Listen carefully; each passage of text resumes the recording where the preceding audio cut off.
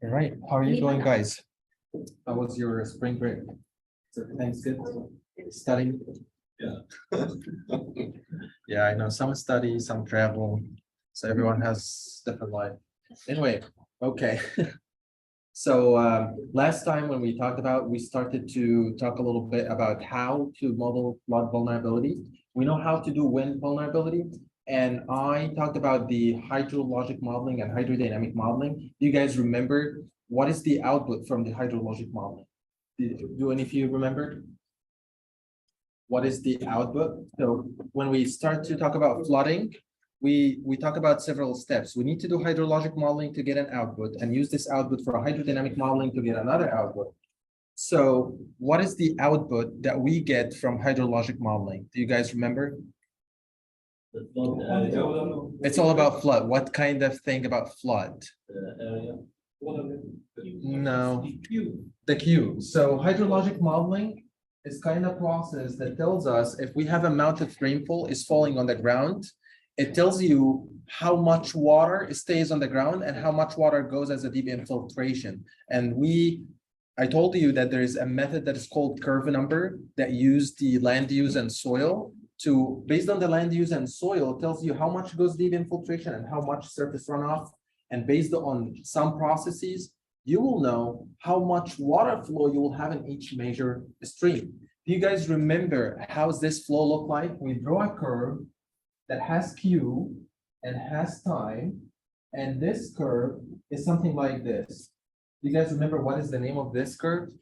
Like if you have a specific event like Hurricane Ian in 2022, has a specific rainfall, like it has 10 inches of rain. And this 10 inches of rain, when it falls on the ground, they make water flow in a specific stream, something like this. This is when the event happened. Like, for example, like let's say October 2022. And this is before the event. And then the water in the stream, the Q, the water flow, which is meter cube per second or feet cube per second, keep getting increased over time. And when the event goes away, so the water flow will keep getting to the normal levels, right? So this curve, what is the name of this curve? Do you guys remember? It's hydrograph. Okay, so hydrographs is what tells us how the water flow in the stream is getting changed, right? So we don't want to know what is going in hydrologic modeling, but I just want you to understand what inputs that you need for hydrodynamic or for flood modeling. Okay, so this is step we get it from hydrologic model.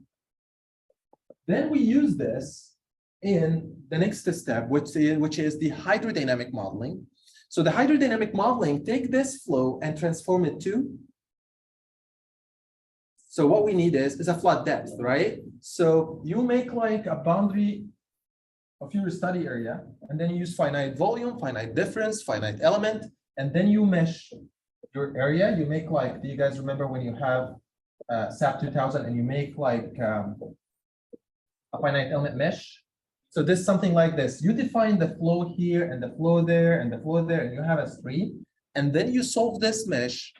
This mesh solves the shallow water equation called Sam-Venante equation, and it tells you what is the flood depth at each one of these nodes. So it calculates the flood depths here and here and there. So how about in the middle? Makes average. So it takes average between the points. Then it tells you what is the flood depth. So what I'm going to show you today, what software that we use for hydrodynamic modeling to get hazard map like this, the one on the screen. So like hazard map like this one. So let's see the software that we will use. It's called HEC-RAS. So I want you, actually, it's a simple software. It's not that complicated at all. Like it's just a few inputs. Sometimes you get some errors, but like when you get an error, you go on Google and search this error and you can solve it. But it's a very, very simple. So let's see how's HEC-RAS look like. So actually to download it, it's a free, so you guys can download it in your own computer. So you will go to Google and then you search HEC-RAS.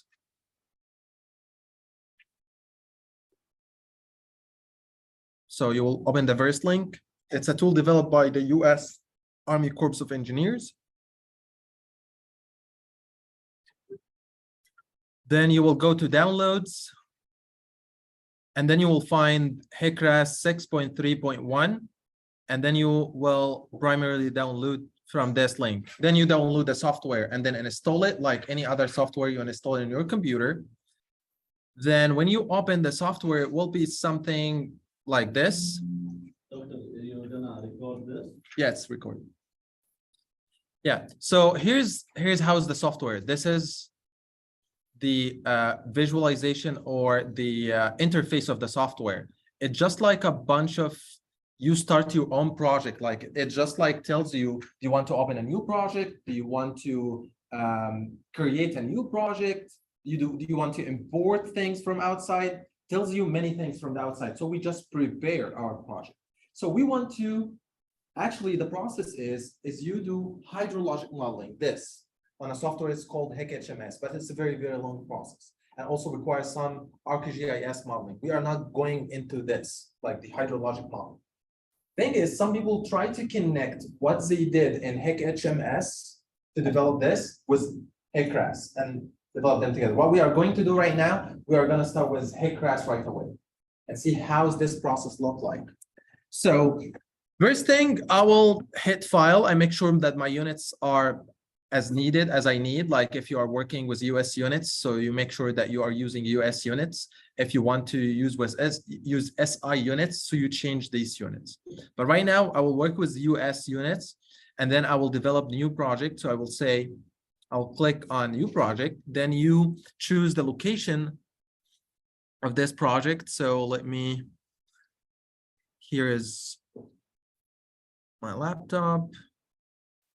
Here's our classes, our course, and HEC-RAS simulations. Okay, let me make another folder.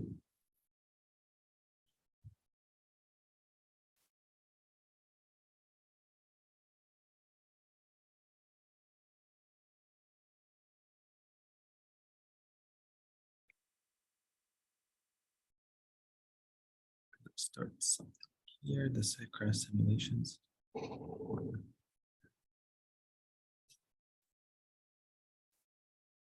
So make sure that you have a specific folder because HEC-RAS generates lots of files. So you want to have all these files in one folders, like you'll have like 100 output files. So I will make a folder that has unique name, HEC-RAS trial. Let's see if it's,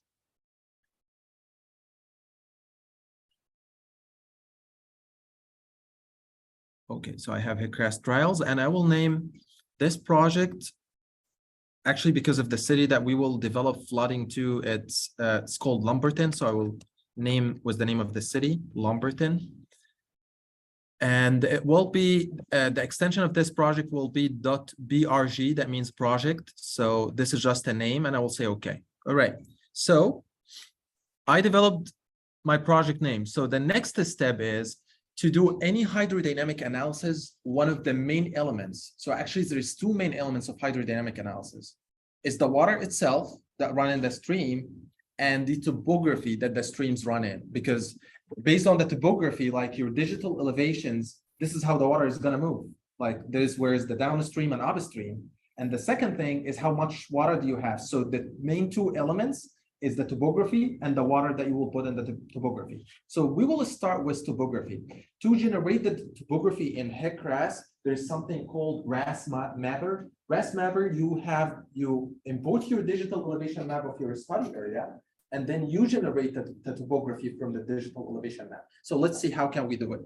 So here, this one, like this link is called Open RAS Mapper. So I will open RAS Mapper.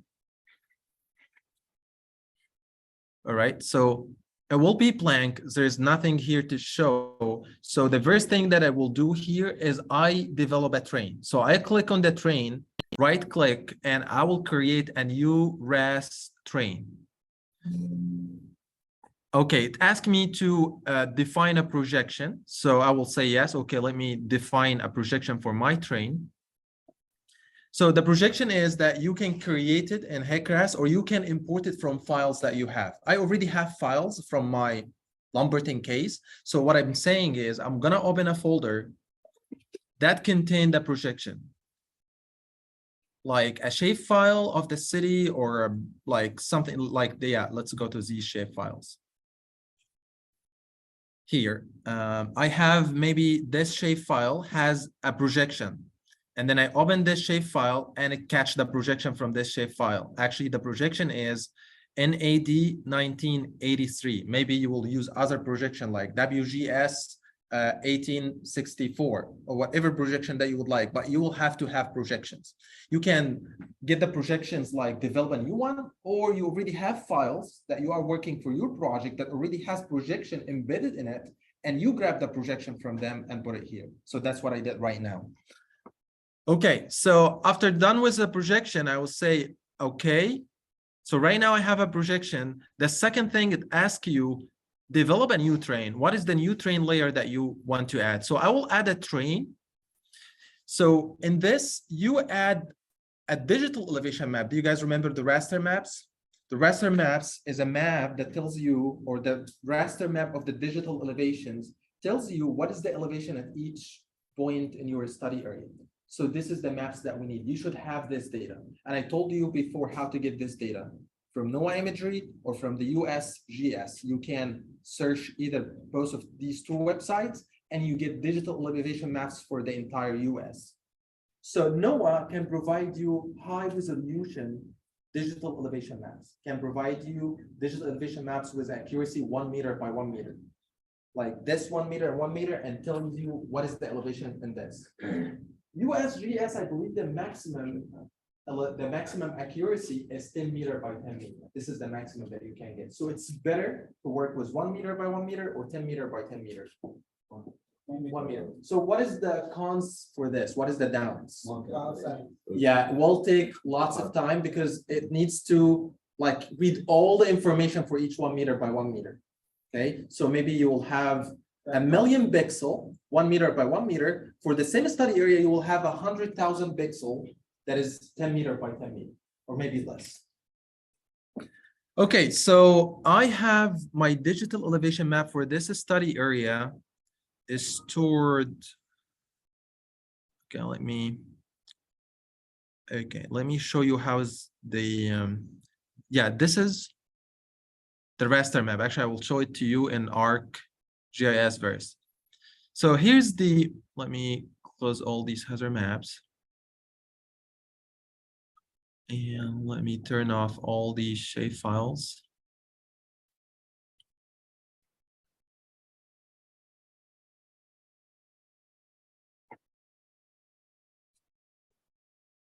Okay, so this is the city. This city is Lumberton. It's a small city in North Carolina, like in Robeson County. And this is the digital elevation map of the study area. It's a black and white. You can actually change the black and white to other colors if you want some gradual colors, but the darker black is 26 meter and the light white is the 70 meter. You can make the darker black, you can invert these colors and make the darker black shows like higher land, and the light black, it shows lower land. Or you can change these to be multiple colors, like this. So the darker reds means higher land. So let's zoom in.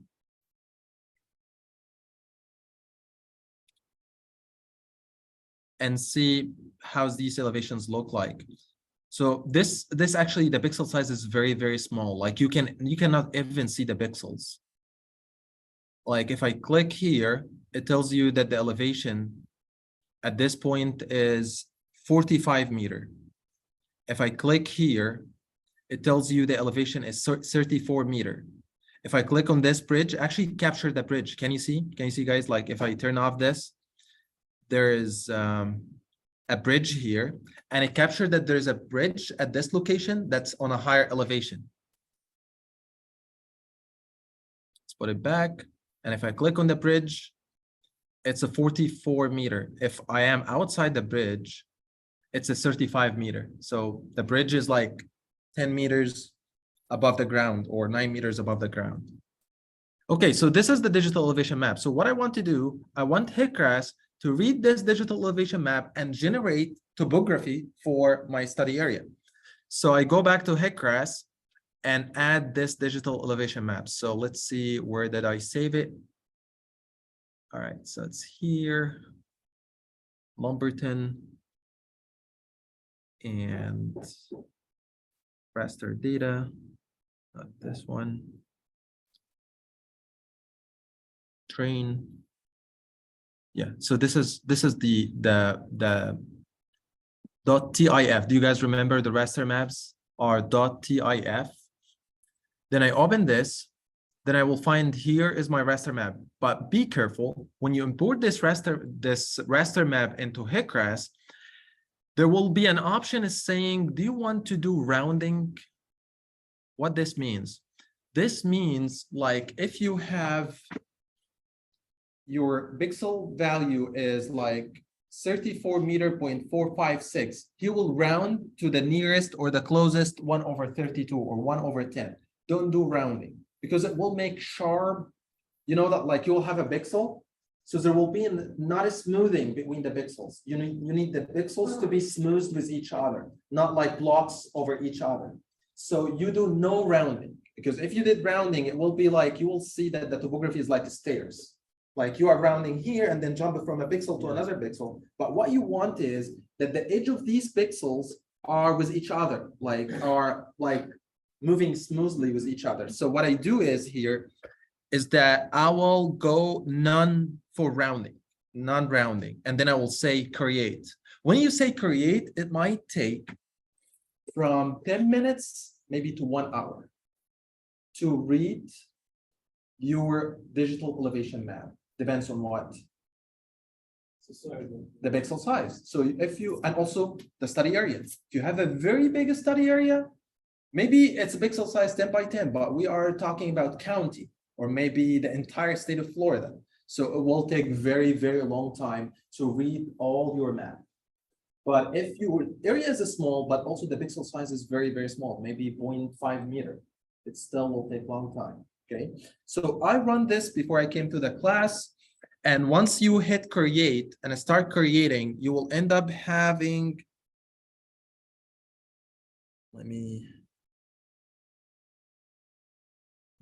this one.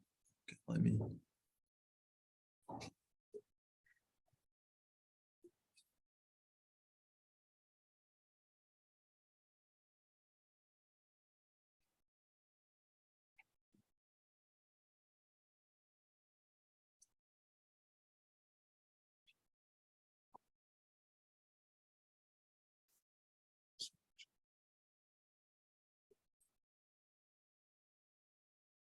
Yep, here it is.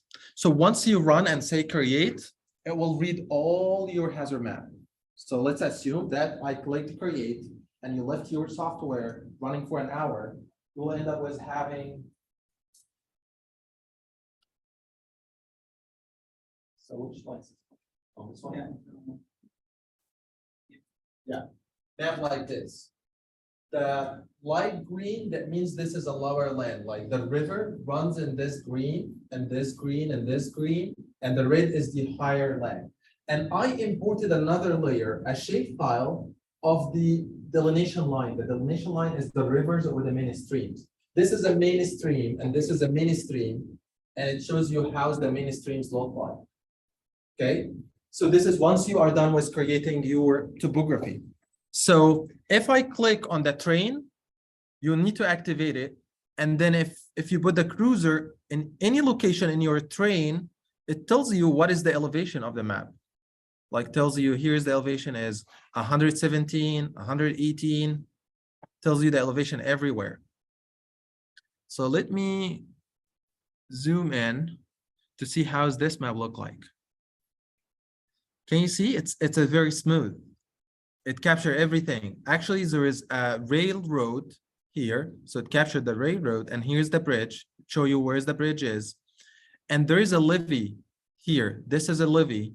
It shows you how is the levee look like. Let me actually show you how's this city look like on Google Earth, because you can imagine how is the river system in this city look like.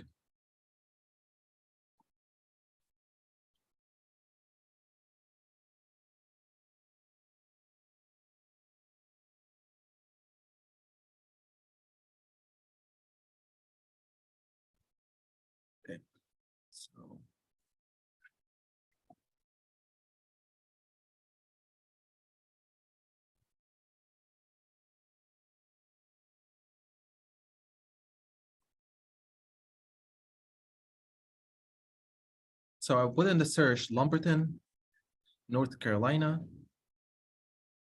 And I'll hit search. Okay, so this is the state of North Carolina. And this is where Lumberton with respect to North Carolina. So this is the city. And as you can see, the green areas, these are rivers. This river is called Lumber River, which is the main river that has the water that causes flooding. And these are a bunch of minor streams. Like this is called Red Spring streams. This is like a minor streams that deliver minor amount of water that doesn't like cause much risk. But this is the most important one. And all of them came together here. Can you imagine all these big streams meet here at this area? So when flooding happened, this area becomes like a lake, but it's not a lake actually. But when the flood happened, all of them came together, overflow, and make a lake at this area. What protects this city? Can you imagine? Like a lake here, and you have lots of people living here at these locations. What protects them is that this I-95, the highway, the embankment. Because if you have a highway, the highway is a little bit on a higher elevation, and it has embankment. So it's like kind of like a levee that protects the city from the water, okay? But there's a problem with this highway. Let's look closely here. This highway is picked, but it has a gap here. Can you see? Like, can you see all this like 10-meter higher? And then we have a gap at this location. Let's go actually here and see how's this gap look like. There's a bridge, and this bridge allows the water to go in the city. So let's exit and see how this look like. So all the city is protected by this highway, and also there is a levee here. Levee is like something that you build to protect your city from the wall, like a seawall. But this is not a seawall. This is inland. So you make like a sand barrier around some place to protect it from flooding. So look at this. Can you see? It starts from the highway, and then you have this levee. Actually, the place where all these trees is a river. So the river comes under this bridge, but where is this river at? We are protected by this levee. So if the water is overflow and want to goes inside, so it has a levee here, and this levee is all the way down. Can you see? Is from here, there. It goes all the way down with the river to protect the city. Okay, so we have higher land here that's much higher from here, but all this is a lower land. Let's look at the digital elevation map. Here. Can you see? All this is very dark green, which is a higher elevation, like 134 meter, but all this light green is a lower land. So all the people live here are in the same level with the water. So if the water goes up, all these people get flooding, but this doesn't get flooded. So what we want is, we want a levee, which is this line, to tame the water to keep moving in this space. Okay, so that's what is the function of the levee. But the problem is, yeah, this is protected by levee, and the water will keep accumulating behind this levee, but she will find a spot here and then goes from this spot. I think I showed you guys, actually, let me show it to you from a real example here.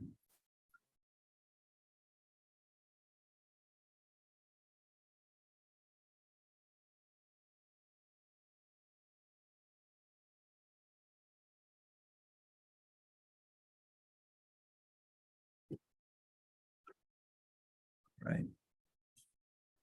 Okay. Okay, look at this. So the water right now moving inside the rivers, and there is no overflow, but look at some point when the water gets to the maximum, look what will happen.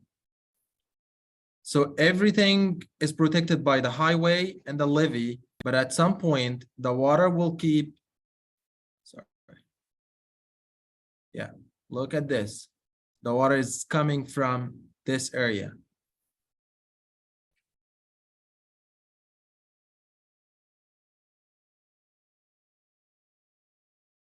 Everything is protected by the highway. Like the highway is damming the water, and the water is coming from here, and then converging, and then coming all the way, and then running through the river, which is the space that the water is allowed to. But you have one spot that can allow the water to come in. So this will not be captured unless you develop a hydrodynamic model, because it captures everything in the topography and shows you how the water is going through everything. Okay, because it takes into account the elevation of the highways, the lower elevation that you have here, or the gap that you have here. But you know what? Sometimes bridges is not modeled into the digital elevation map.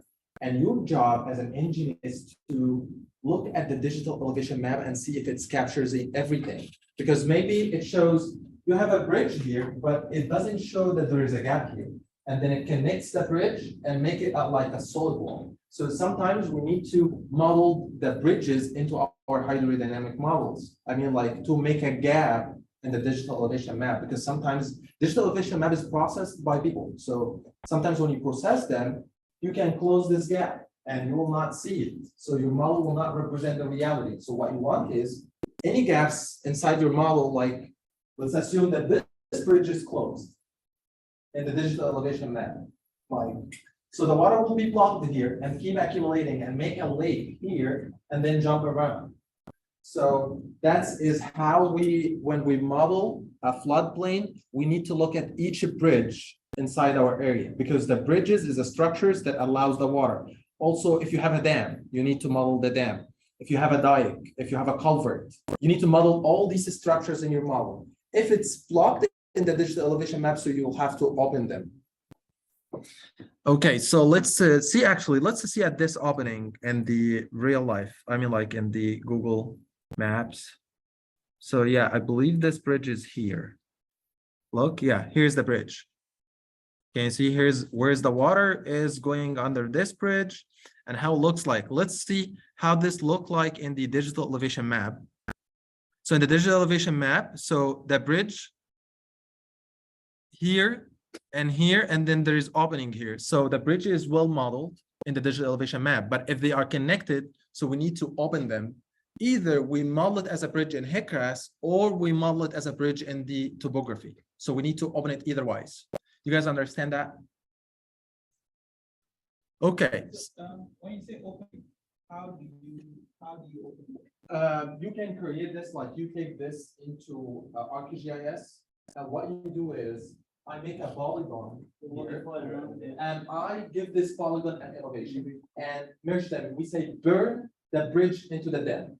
So we burn the bridge into the dam, like you burn the dam at here with another thing. Okay, so actually what I do is actually I did before. So you draw a polygon as a polygon. The polygon is not a raster file.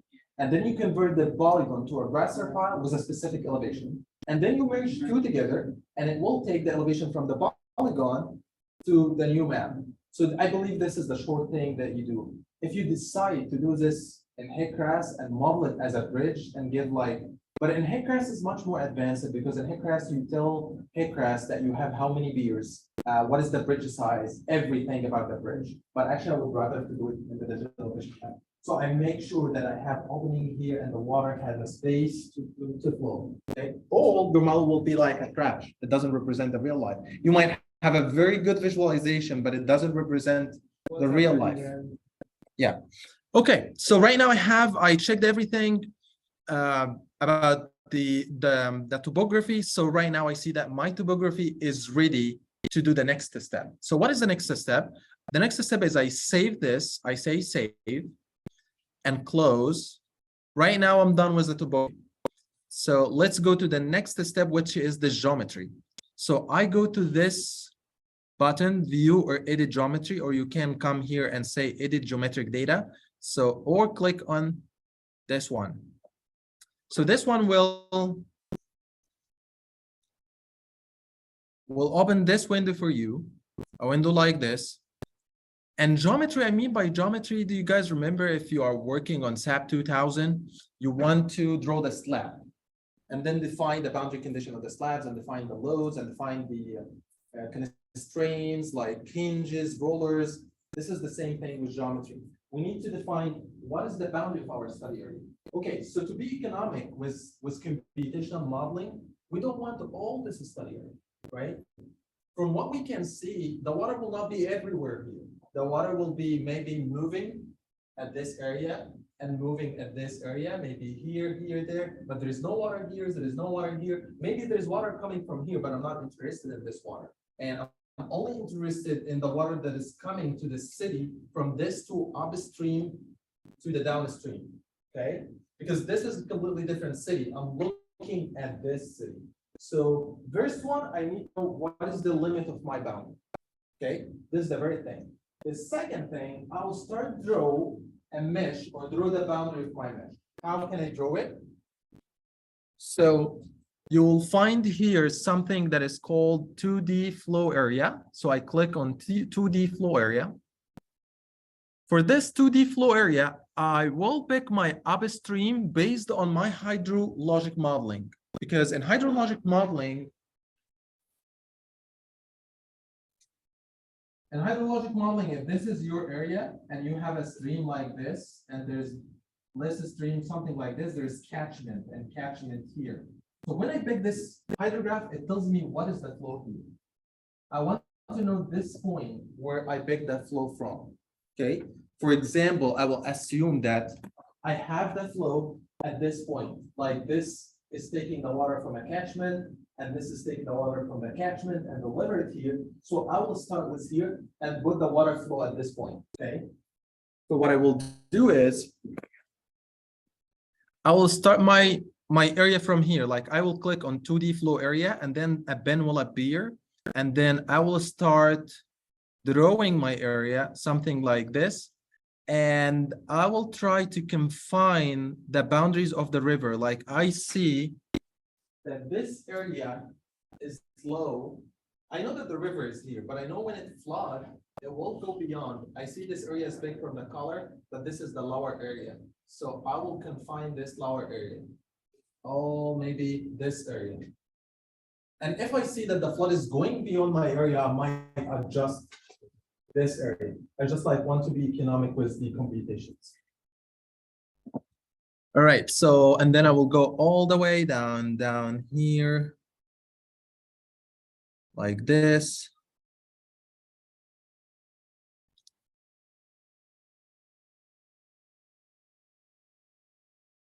Maybe something.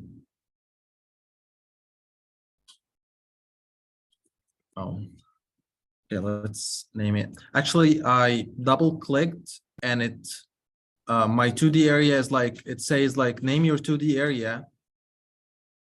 Like if I name it like 2D area, it will be something like this. I didn't want it this way, but I double click when I draw my last point. So he ended the area.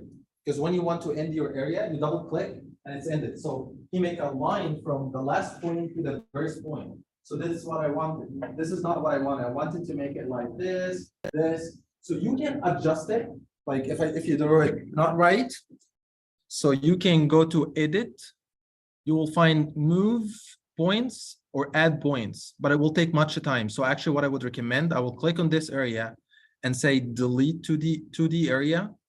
And I will draw it again, like 2D flow area, and I will start from here.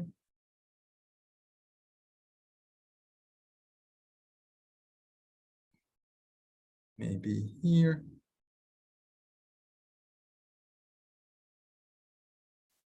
Maybe I will take this. And there's another river here. I'll take a buffer that cover this area. And right now I'm done. So once I'm done, and I want to connect the last point with the first point, I double click. So when I double click, it says name your area. I will say it's a 2D flow area. And I will say, okay. The next thing is to adjust this area. How I adjust this area? I want to make sure that my points is like we usually make like the locations where you are going to have a boundary condition like perpendicular to your stream, because this is how the water is coming to your stream.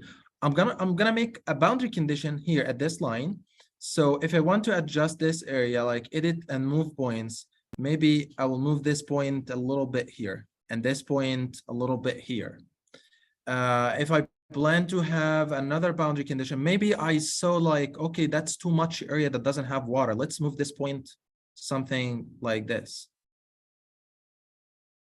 And maybe this is something like this, and I'm gonna make a boundary condition at this area. If you want to add points, like you said, you found that, okay, I need more points. This is like less points than I need. So you can edit and say add points, and you keep adding points on these lines. And then you keep stretching these points as you want. Like you can go to move points and you start stretching. Like I'm gonna put a point here and another point here, and I make this perpendicular to the cross section. Also, maybe I'm gonna shift these points something like this. I don't need all this area, so I can save more in my computation. Okay, so here's the thing, and same thing here. I found that there is maybe a cross section and I want to make a boundary condition here, so I make also a line like this one. I'm done with my study area. You try to adjust as much as you can. Some people, okay, I see that this area is very big and I know that there is no water coming here, so you keep moving your lines going like this. Do whatever you want, just make your area smooth, efficient to work on.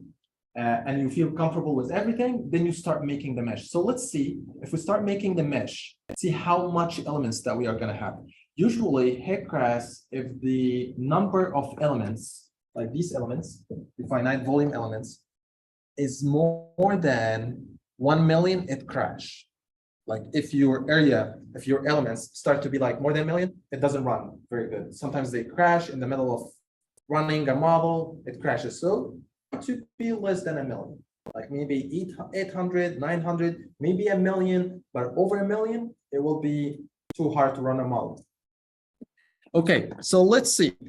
Once I'm done, I will edit and then I will remove my check mark here so that I can do operations. Because if you have your check mark on move, so the software is still like thinking that you are still editing. So once I'm done, you can go to edit, on it, check it, and then click on your 2D area, and it says edit 2D flow area. I'll click on edit 2D flow area. And in this one, it will ask you generate computational points on regular interval with all break lines. I will click on this one and it will ask you about the mesh size, spacing in X and Y direction. Let's say, since we are working with feet, let's say how about 50 feet and 50 feet. This means that the mesh size is 50 by 50, which is about like 25, 20 meter or 18 meter by 18 meter. And let's see how many elements we are gonna get.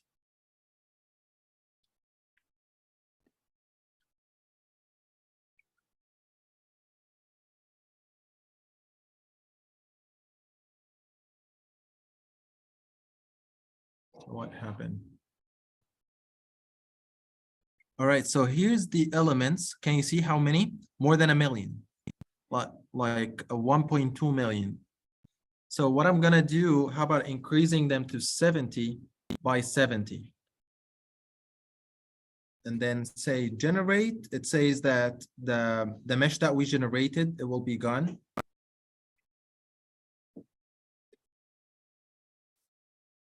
Okay, right now we have 600. Okay, so there is a room to be less, maybe 50 by 50 feet.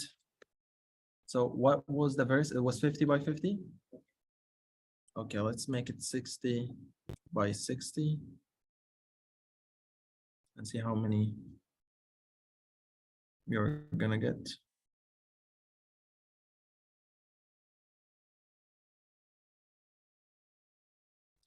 All right, so we have 800, a little bit over 800. That's very good. Let's say okay. So once we say okay, it will take like a couple minutes to generate a mesh here, to generate over 800,000 mesh in our study area. So one thing that I want to talk to you about is that when this mesh is generated, I believe most of you know when you do finite elements, you know that finite element only do calculation at the nodes, right? So if you have a higher elevation, which is very, very important, or a lower elevation, so let's assume that you have your levy here, and there is no point at this levy, so no calculation at this levy, so your model doesn't feel that there's a levy here. So this is a very, very critical thing, because this levy will, like if there's a water here, will not be getting here until it jump over this levy, but your model doesn't feel a levy, so we need to find a way to fix this. Same thing, like the underpass, the one that I showed you, the railway was the highway underpass. If your model doesn't have meshing at this underpass, your model doesn't feel that there is an underpass here. Okay, so we need to make sure at critical point that our model feel that there is a higher elevation at these points. So let's actually look at this. All right, let's see at the levy. Let's look at this. Let's make zoom in, edit. Okay, let me zoom in with the.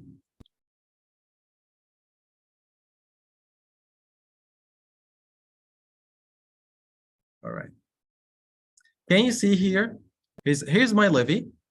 Some of the areas on the levy are have point, like here at this area, but actually here doesn't have any points, right?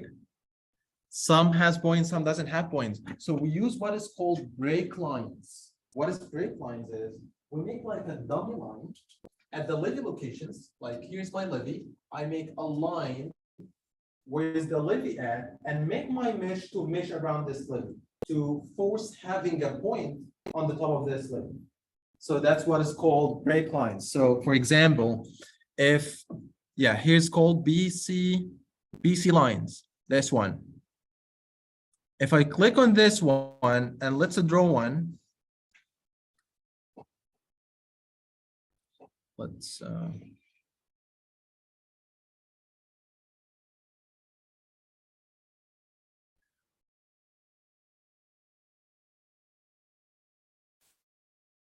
where is it? Yeah, here's break line, and I know that there is a levy here.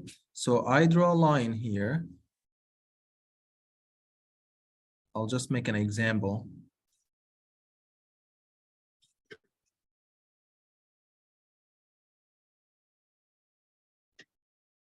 I will not draw the whole levy. I'm just like making an example, and let's say levy.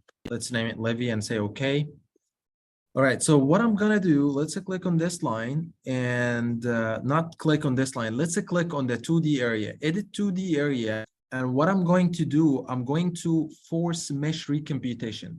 So what I'm gonna do, I'm gonna regenerate this mesh and force the recomputation at this line. So let's click on this and see what will happen.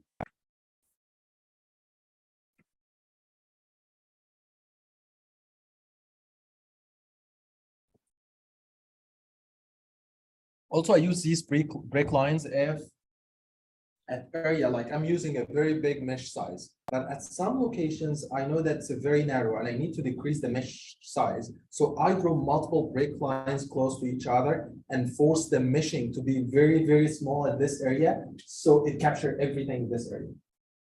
Well, yeah, it's done.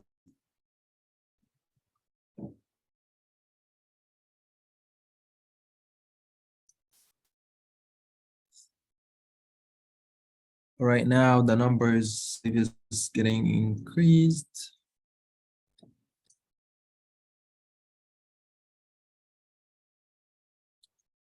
Oh, is that a boundary condition? Oh, I think I choose, yeah, I choose the wrong line.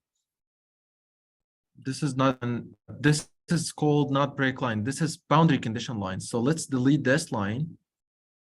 And but it should be do the meshing as well. Like, let's see. It didn't do anything. All right. let's delete this. So the line that do the meshing is called break lines. Reference lines, boundary condition. Yeah, 2D area break lines, this one. Okay, so you will draw the same thing like what we did with the boundary condition line, but the thing is when you force recompetition,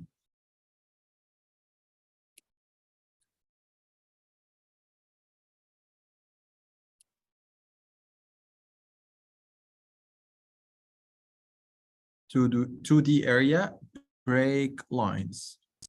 So I'll do the break line here.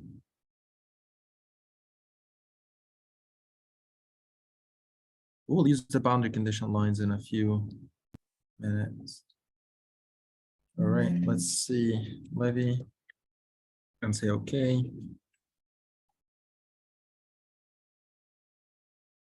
Yeah, so here when you draw a break line, you will find an option, it's called enforce a break line in 2D flow area. So when you click on this, it should regenerate the mesh to be meshed around this break line. We usually do this lines around bridges, not only levees, like bridges, levees, any things that on a higher elevation and we want it to be captured in the hydrodynamic model. After this step is to define where are your boundary conditions, like where do you want your upstream water flows coming from. So we will define a boundary condition line that show that we are gonna assign a hydrograph like this one to this boundary condition.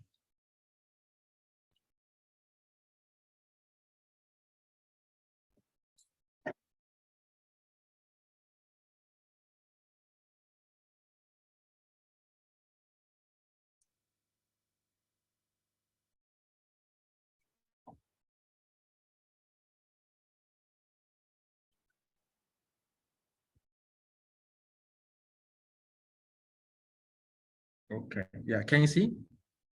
Did you guys see what happened? All the mesh is rectangle except around the break line. So it keeps making different shapes around this break lines, and we enforce to having points on these higher elevation. All right, so this is the first step. The second step is to define where's the water is coming from, where is our boundary conditions. So our water is coming from the upstream here at Lumber River.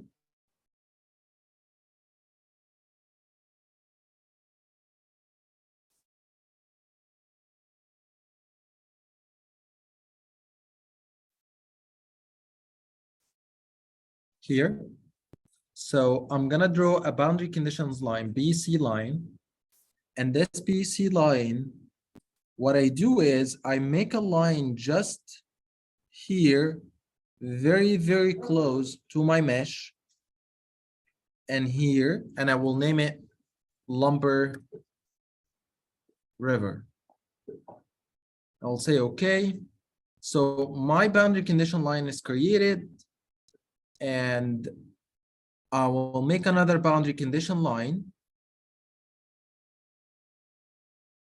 from the other stream here.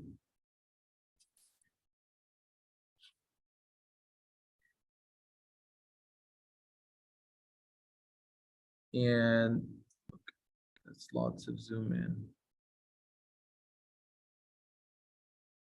All right.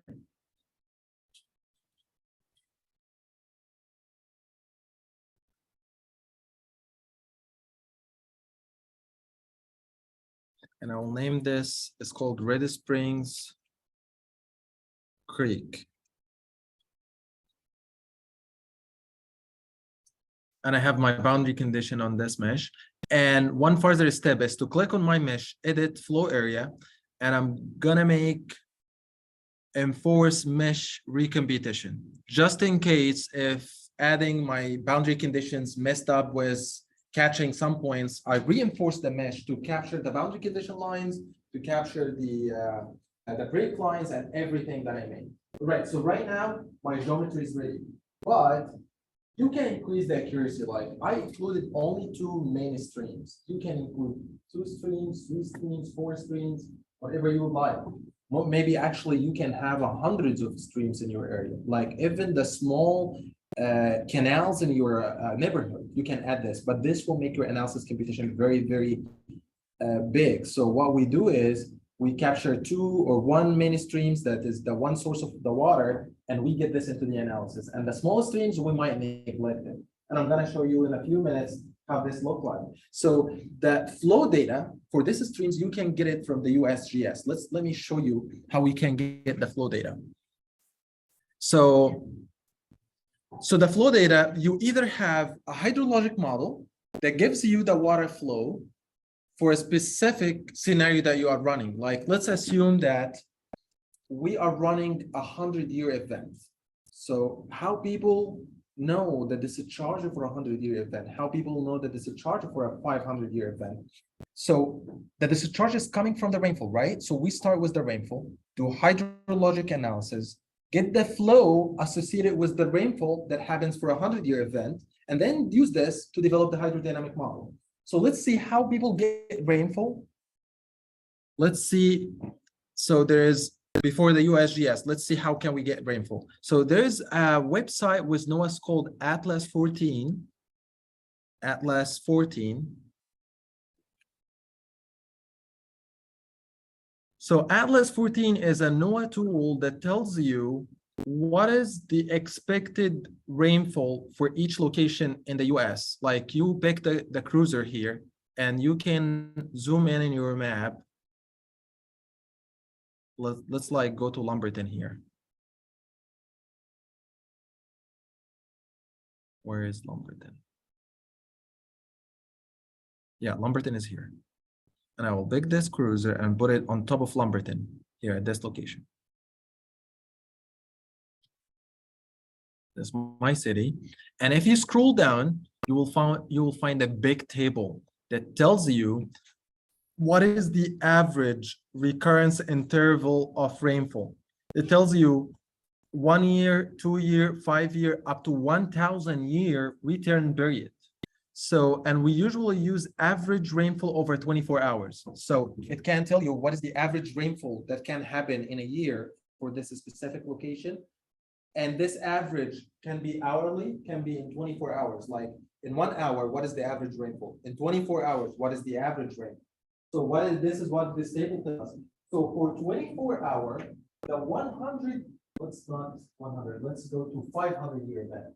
The amount of rainfall is 11.8 inches of rainfall to fall for a 500-year event. So what happened in Hurricane Matthew in 2016 for Lumberton? They have 12 inches of rain in 48 hours. So if we go to 2 days, 12 inches, so we are about in between like 200 and 500-year event. So the rainfall event that was driven by Hurricane Matthew is like 200 to 500-year event. So if you want to model any one of these return periods, like the 500, you make this rainfall and take this rainfall for your hydrologic model and get the flow associated with this rainfall. Okay, then use this flow. Or there is a tools that measures the actual water moving in the streams, like USGS. Tells you what is actually the amount of water there is as sensors in the streams, and tells you how was the water height and how was the water flow in the streams without running a hydrologic model. So let's go to USGS, water of the nation. Or actually, let's go to USGS, historic. Let's see, I have the link here, Lumberton gauges, yeah, Lumber River near Maxton. Okay, this will take us, yeah, so it's called USGS water data.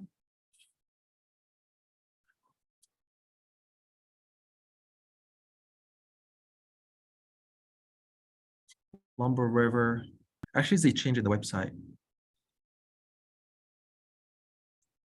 All right, yeah, they changed the website. So it's called about the water data for the nation. Yeah, so you get it from the water data for the nation. Like you maybe go to, let's search by USGS water of the nation. And then you open this daily stream flow conditions. Or actually you can go to the map here and it shows you all the sensors for the entire US. Where are these stream sensors look like? All these are sensors. So let's go to Lumberton, North Carolina. So Lumberton, I have, here's the upstream of Lumber River, and I have a sensor here. I can access the data from this sensors. I click on access the data, and it will take me to this sensors. I can access daily data, daily statistics, annual statistics. Let's click on, there's historical observation. So we can click on historical observation. And it takes me to the one that I opened a few minutes ago. This one. So it's the same website. All right, so this is actually the state of the river right now. This is the water height in feet. And I believe there is one for discharge. Change the time frame, gauge height. Hydrograph table, results, the gauge height. I don't know, I have like something for this charge. They changed the interface. Daily data. Okay, so let's change time span and let's put the when Hurricane Matthew happened. So Hurricane Matthew was October. Let's put October verse 2016, and we need the data until October. No, the event was like 2 days and the water takes some time. Let's put 30, 2016. And let's see how is the water change the time span. Well, yeah, look at this. So, and let's change to September and put September 15th. This is actually what happened during Hurricane Matthew. The water was at this level like 10 days before that event. And before the event, it got a very small peak. And then another small peak and another big peak. This is when the event happened. Like Hurricane Matthew happened on October 10th, like, or October 11th, something like here. And this is how does the water height in the stream look like? Jump it this way. And there was in the other version, you can actually get the flow data. So let me retrieve data. Primary. Well, it's need a little bit of digging to get this data. I mean, like to download it as an Excel file, but oh yeah, here's the discharge. Okay, so I change it to the discharge. Here's it shows you how's the discharge look like. So the discharge was like very, very minimal, like maybe 100 cubic feet per second. And then it went up to 6,000 cubic feet per second. And this is upstream, not in Lumber River. This is in the upstream where our boundary condition is, not in the city. So this is how the water flow look like. Let's see in the downstream what happened in Lumberton. Do you guys remember when we clicked on the map here? We clicked at the upstream, but the downstream Lumberton is this gauge. Let's click at this gauge and access the data in this gauge. And let's access historical observation.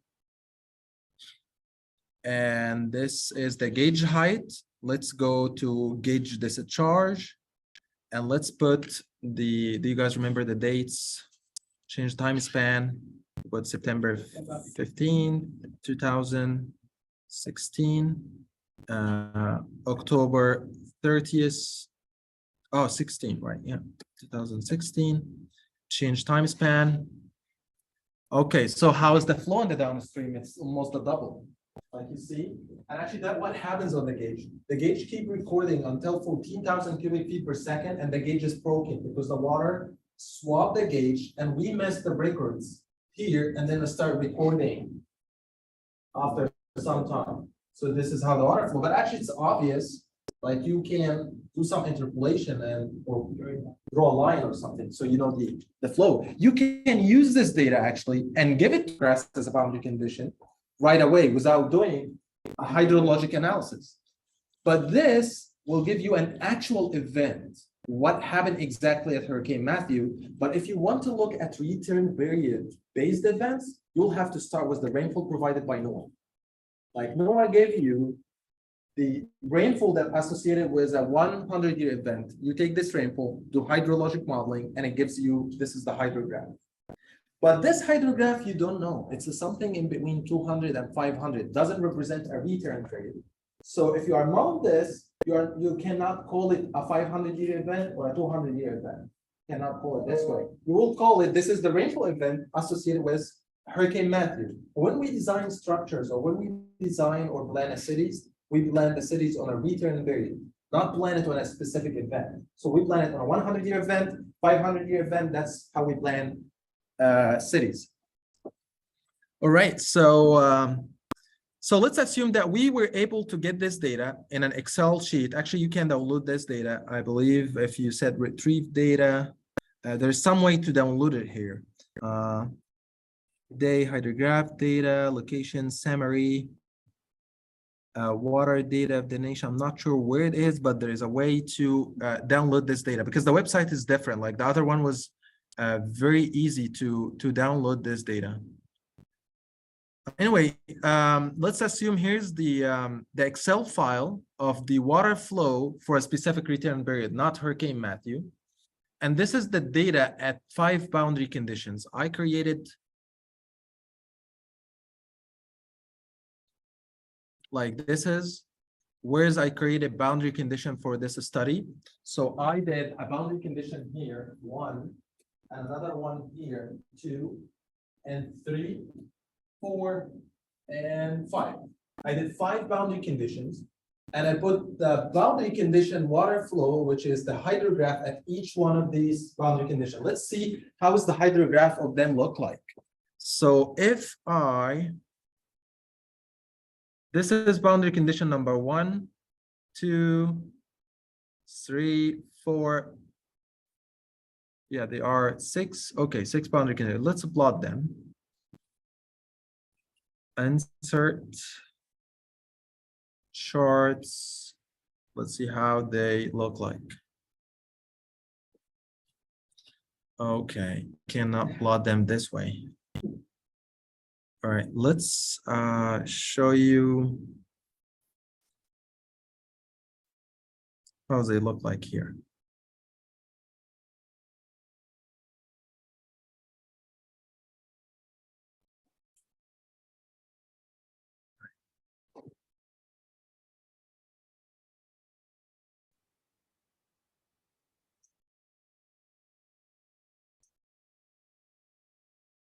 Okay, this is the hydrographs for the 5 boundary conditions. Can you see Lombard River? How's the hydrograph look like? This is not Hurricane Matthew. This is a return period, a 200-year return period. This is one stream. This is another stream. Force, and the lowest one, can you see? It's like this one. This is very small, like 100 meter cube per second, but this one is 1400 meter cubes per second, like has 14 times the flow in one of the other minor streams. And this makes the points that sometimes you will have to neglect some streams because their contribution will be minimal and it will take much more time to include them in your analysis. So how to include the boundary conditions? So let's get back to our model, this model. I define my 2 boundary conditions. Once I'm done with identifying the location of the boundary condition, I will say file, save geometry data. Then I save this geometry and let's name it geometry. And I'll say, okay, so once the geometry is saved, I will close the geometry file and start to assign hydrograph for each boundary condition that I defined. But before I do this, oh, here I lost my, okay, so sometimes it happens. This actually one of the problems was working with HEC-RAS. when you save your geometry, you lose the map under this geometry. So sometimes you'll have to work out a few things to get this map back. But this sometimes happens.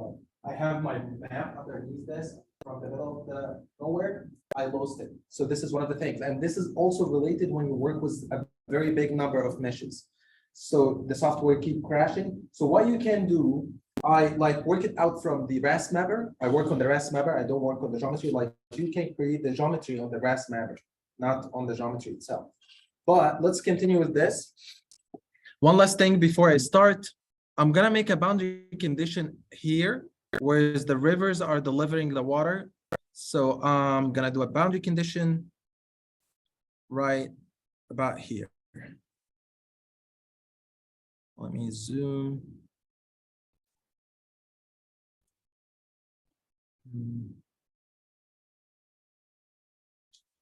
It's very heavy, but anyway.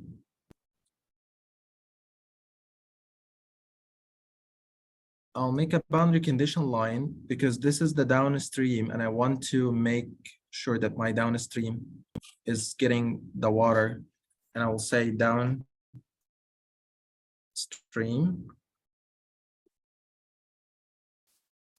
And I will say, okay. All right, and then I will save the geometry. Yes. For the top two boundary conditions, you need to have terrain above them, because what shouldn't get rid of the terrain that's above the top two boundaries. You can put the train, but all I'm interested in the water that coming from this location, because I already put the flow that coming from all the way up. No, I mean for the mesh, because this map you have like a little bit of terrain above it. Yeah. You can get rid of it, right? Well, when you click on your map like this and you do edit to the area, because they are very close to each other, and force the mesh recomputation, it connects them. It connects both together. But actually, this is a good point, because sometimes when you run your model sometimes will not feel the boundary condition. That's why when I draw it, I need to make sure it's very close to your mesh. Okay. When you draw it on the top of the mesh, it makes some error. So that's why what you will find it when you try to model some HEC-RAS models. It tells you there is a problem in boundary condition 1, or there is a problem in boundary condition 2, because you draw it on the top of the mesh. But when you draw it just very, very close to the mesh, you will not have any problem. So I forced the mesh.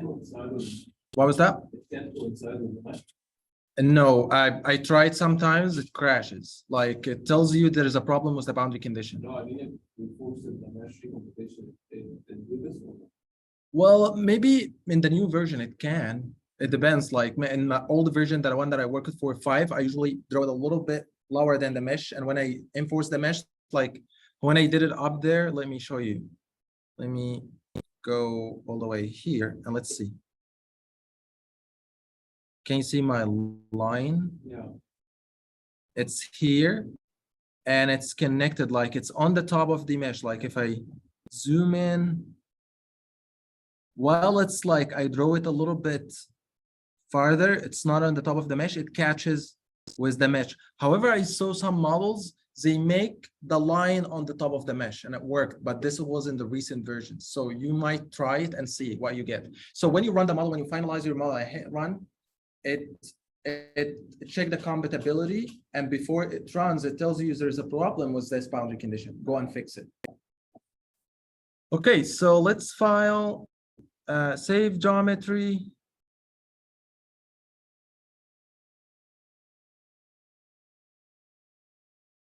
And let's cloud geometry. The second step is that right now I have 2 files, the project and the geometry. You can edit what's called unsteady flow data. Right now, you need to define what is your unsteady flow parameters. So I have all my boundary conditions here. So what I want to do, I want to define my boundary conditions. Like I have Lumber River. I click on Lumber River and I gave a Lumber River called flow hydrograph. So I open flow hydrograph once I click on this, and it asks you, what is the data about this flow hydrograph? What is the start time and end time? What is the time step between each one? Like you can make the time step here. I have my time step. It's here, it's at 12 a.m. Here's at 12.01 a.m., 0.02 a.m. It's like every 1 minute. Okay, but actually that's like will take long time. So what I do sometimes each 15 minutes. The one that you download from the USGS, it's usually each 15 minutes. So that's what I use. So, but based on your hydrograph here, it's each 1 minute. So I will use each 1 minute. So what I do is I will make my event. Actually, this is not, since it's a return period, it's not tied to an event. So you can make it at any year. Like you can make it start at 2010 because it's a return period event. So I will go to HEC-RAS and come here and define that I have it each 1 minute. And the start date is like 1/2000. All right, let's see, select the date. Okay, let's select the date from here. 2000. So whatever, like May, January, let's put January 1st. You have to write the date in a specific format. So let's pick this and say, yeah. So this is the format that you should write the date with. You cannot write it 01/01. So you need the date to be written 01 January 2000. Same thing with the end date. And then once you put them, here's it shows up your dates. Like, let's see, what is the end date of my simulation?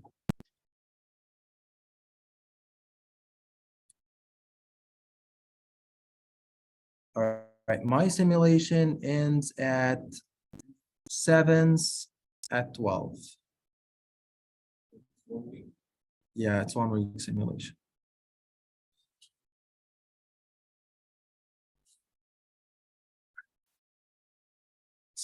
Fix the start time. The simulation. 0 plus 12. And let's say, okay. Actually here it's, yeah, can you see it change it here? When I clicked here, it's starting from January 1st, but it doesn't have an end date. So fix the start time, use the simulation time, data time interval. All right, so how about we stop here? We have it's 1:45 here. So maybe next time I will show you how we adjust these to be like 7 days, 10 days, whatever the number of days that you would like. And then you put what I'm gonna do, I'm gonna put the water flow here in this field.